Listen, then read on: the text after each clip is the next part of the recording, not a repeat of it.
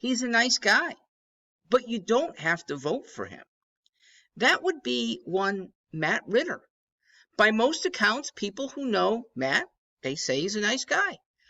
But he's not a helpful guy in the General Assembly. Has the Connecticut legislature over the last 10 years made your schools better? Has the legislature made your neighborhood safer? Has the legislature improved your personal finances? Has the legislature improved your quality of life? If your answer is not a resounding yes, blame the legislature and get rid of the people who are not doing enough for you, at least temporarily, okay? I'm a 2-year candidate. If I win, Matt can come back and have a seat. I will go on to try to do the same thing in another seat. And in the process, give Connecticut what it has long missed out on.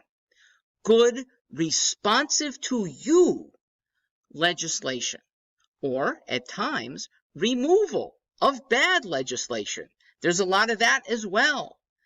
There's an awful lot of bureaucrats that don't follow the intent of legislation very well.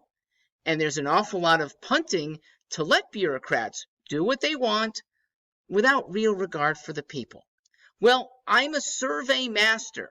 What you say has clout.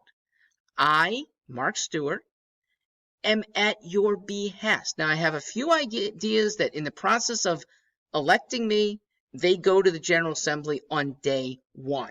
You'll see them at stewartforhartford.com. But importantly, you'll see, I believe, a change in how the legislature goes about its business. Okay? We shouldn't be putting things to the very back end of a session.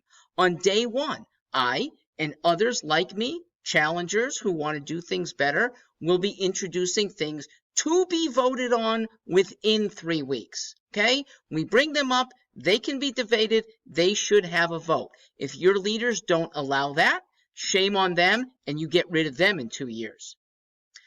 The lack of legislative help is only somewhat Matt Ritter's fault, okay? It's primarily systemic.